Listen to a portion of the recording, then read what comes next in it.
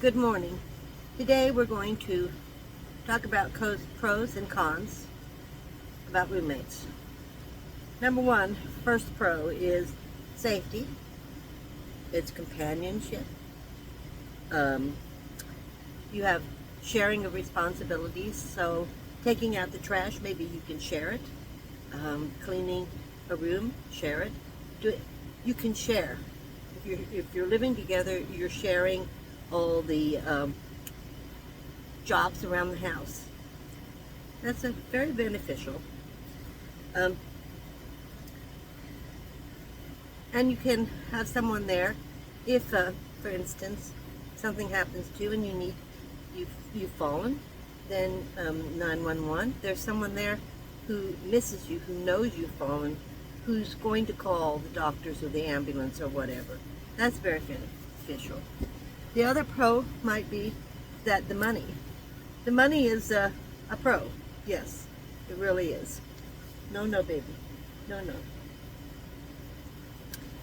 Now, some of the cons, privacy. You just lost your privacy, so you think. And a con for the person who's moving into someone who owns a house, this is the con just for them, is this is not permanent. If anything happens to that owner, the family can swoop in and sell the property and you're looking for another place. So don't think this is the permit forever, because it won't be.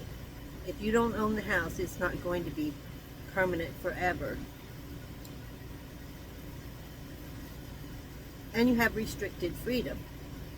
You also have to share, and you guys have to have rules, and you have to share.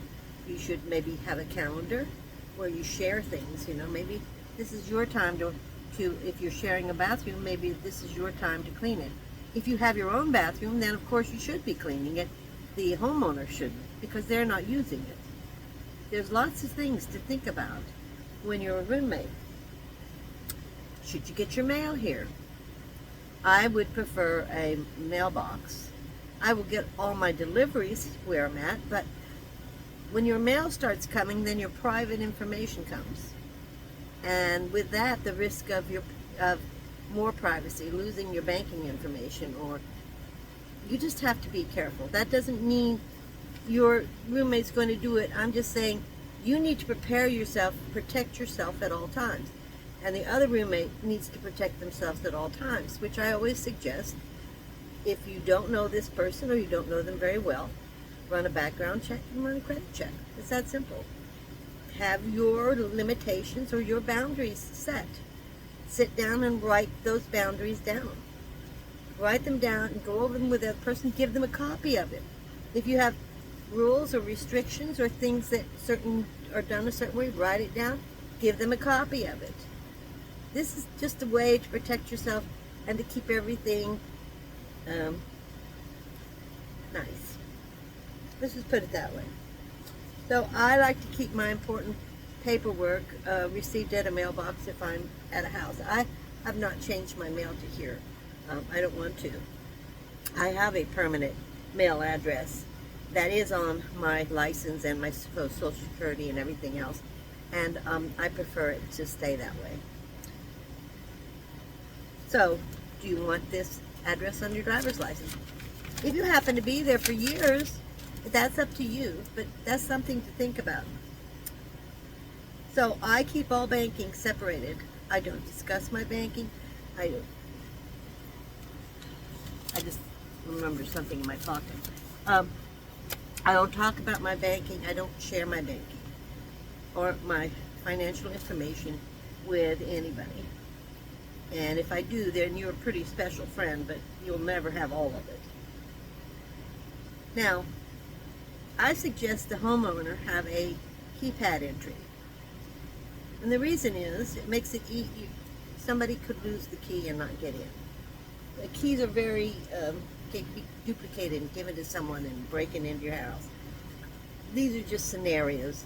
I'm not saying it's going to happen, but to protect yourself, if I were a homeowner, I would have a keypad and I would give them a code.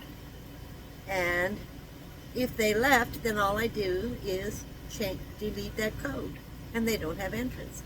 And they always can get in without having to worry about losing a key or refunding a key when they leave. These are just thought processes on my part. You just don't have to worry about it with a keypad. Now, I wouldn't suggest shared food unless you buy in bulk and you split it down the middle. I have my own separate refrigerator in the garage. She has her big refrigerator in the kitchen. So we keep our food separate. And if I happen to be in there and I'm cooking, I borrow some butter or whatever, I replace it, or I tell her that I used it, and I'll pick her some up, she'll say yes or no or whatever. That way we're not infringing on the other person's finances by them having to replace something quicker. Again, it's not yours, it's theirs. So you always have to respect that. So I keep the food separate, my food separate, her food separate. It's always separate. And you really want to try, and this is on the same reference, of not combining everything. Keep things separate for yourselves. Never, ever loan or borrow money from your roommate or a friend. I repeat that. Never borrow or loan to your roommate or a friend. Best way to lose a roommate or a friend is a dispute over money. If you need, you make the rules. You make rules for washing machine, for using, if you're sharing a bathroom, who does what, when. And these are really important because you want to be very compatible and you want to keep all friction down. You want to control anything that might create friction for you and your roommate.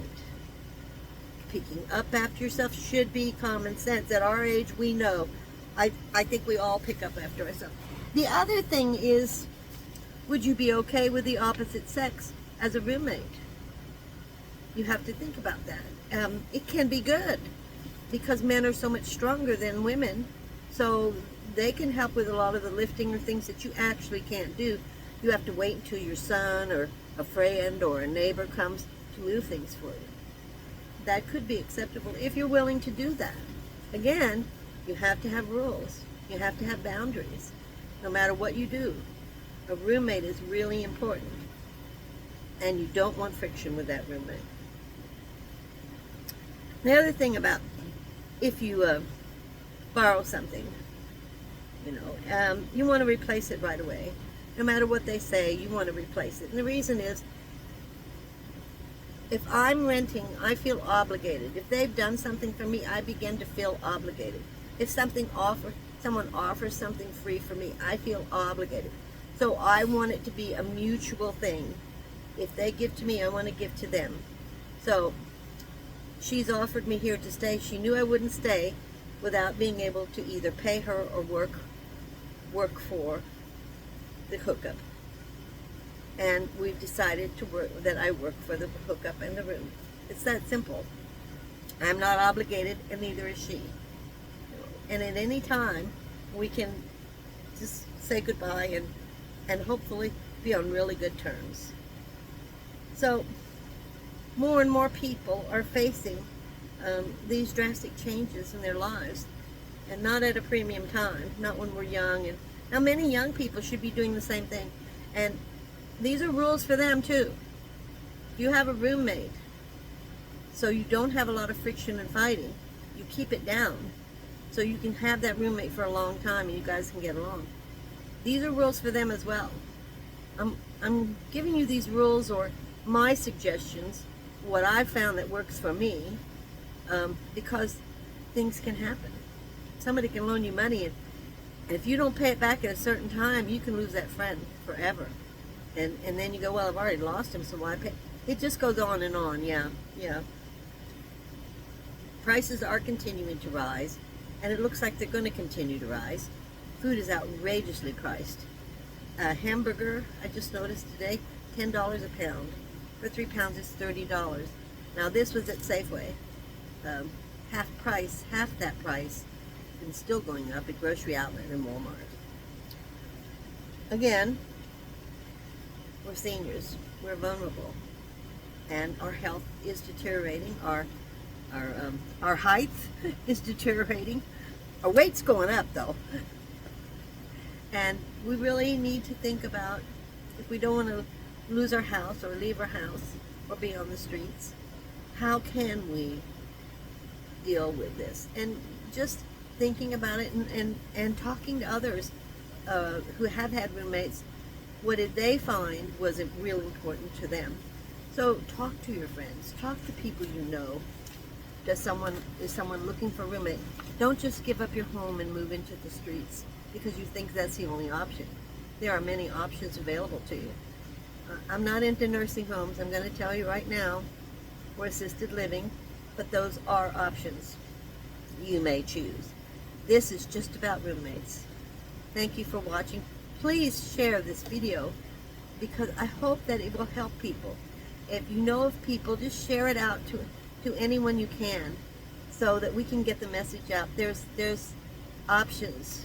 You don't have to face homelessness. There's are things you can do to help yourself. I'll see you next time.